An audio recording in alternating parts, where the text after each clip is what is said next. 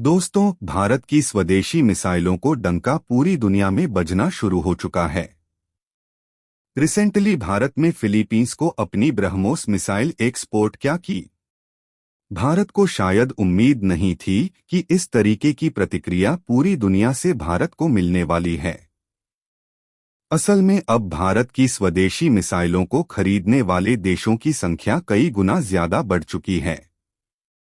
पहले तो सिर्फ छोटे मोटे देश भारत से ब्रह्मोस मिसाइल और कई स्वदेशी मिसाइल खरीदने वाले थे, लेकिन अब नाटो जैसा बड़ा संगठन जिसमें करीब 32 आधुनिक देश शामिल हैं, ये भारत से मिसाइल खरीदने की तैयारी कर रहे हैं।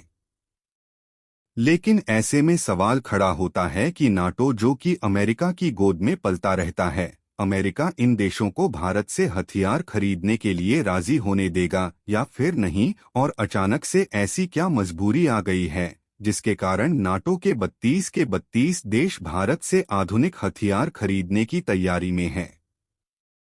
पूरी रिपोर्ट कहाँ है? छोटा सा वीडियो में समझते हैं। बस हमें सपोर्ट करने के लिए इस वीडियो को छोटा सा लाइक और चैनल को सब्सक्राइब से रुक कीजिएगा। साथ ही वीडियो क्लास में एक इम्पोर्टेंट क्वेश्चन पूछा गया तो उसका जवाब भी जरूर दीजिएगा। तो उसको, जैसा कि आप देख पा रहे होंगे कि इस समय भारत ने अपनी डिफेंस डेवलपमेंट को बहुत ज्यादा इंक्रीज कर दिया है। भारत ने हाइपरसोनिक मिसाइल और अन्य अलग अलग तरीकों की मिसाइलों को बनाया है, और न सिर्फ बनाया है बल्कि कई आधुनिक रक्षा हथियारों को बना करके सफलतापूर्वक टेस्ट कर लिया है, जिसके कारण ही आज 20 से भी ज्यादा देश भारत के सिर्फ मिसाइलों को खरीदने की तैयारी कर रहे हैं, जिसमें ब्रह्मोस, अग्नि और पृथ्वी जैसी आधुनिक मिसाइलें शामिल हैं। और ये कहानी सिर्फ यही नहीं खत्म होती है, बल्कि भारत ने मिसाइलों के साथ साथ आयरन डोम वॉरशिप, सबमरीन्स, युद्धपोत और तमाम आधुनिक हथियारों को भी बनाने का काम तेज कर दिया है। यहाँ तक कि DRDU जैसे ऑर्गेनाइजेशन लेजर वेपन्स को भी तैयार कर रही है। यानी कि हवा, पानी, जमीन, समुद्र, हर जगह पर भारत अपने स्वदेशी हथियारों को तैनात करना चाहता है।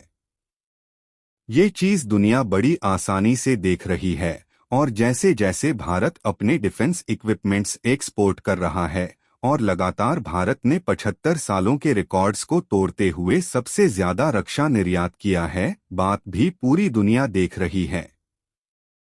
लेकिन नाटो जैसा संगठन, जिसके पास अमेरिका जैसे देश का साथ है, और अमेरिका आज दुनिया में सबसे ज्यादा डिफेंस इक्विपमेंट्स एक्सपोर्ट करता है, साथ ही साथ दुनिया के टोटल डिफेंस स्पेंड में करीब 37% अकेले अमेरिका करता है। यानी कि अमेरिका के पास एक काफी बड़ी लेकिन अमेरिका की एक सबसे बड़ी कमी है, वो है उनके एडवांसमेंट, यानी कि हमारे का जो भी हथियार बना करके हथियार करता है, उसको बनाने में बहुत ज्यादा खर्चा आता है। रशिया यूक्रेन वॉर में अमेरिका की तरफ से जो भी हथियारों की सप्लाई यूक्रेन की गई है, इसके कारण अमेरिका को काफी ज्यादा लॉस सहना पड़ा है। अब एक तरीके से कह सकते हैं कि अमेरिका ने फाइनेंशियली सपोर्ट किया है, लेकिन कहीं ना कहीं इसका खर्चा यूक्रेन को उठाना पड़ा। सेम इसी तरीके से मिडिल ईस्ट में किए जा रहे हैं। युद्ध पर भी अमेरिका ने बहुत ज्यादा खर्चा किया है, और इससे कारण भी सारा खर्च या तो अमेरिका या तो फिर उस देश के ऊपर आकर के पड़ता है।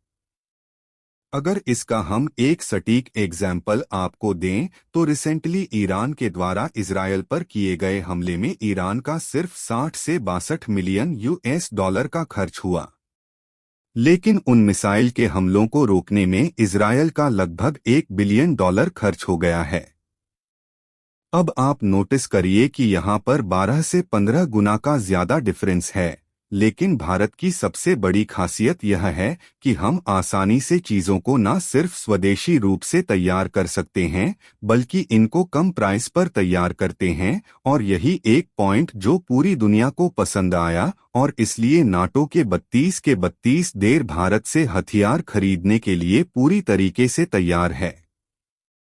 जल्द ही इस पर कई और बड़े रिपोर्ट सामने आने वाली हैं और आज का हमारा सवाल ये है कि रूस ने भारत के साथ मिलकर के कई आधुनिक मिसाइल और कई हथियार तैयार किए हैं।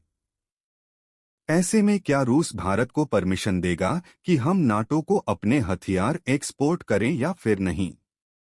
आपके हिसाब से रूस परमिशन देने वाला है या फिर नहीं? कमेंट्स अपनी राय जरूर लिखिएगा। भारत कैसे ही इंसुलिन वीडियो पाने के लिए वीडियो को लाइक और चैनल को सब्सक्राइब जरूर कीजिएगा।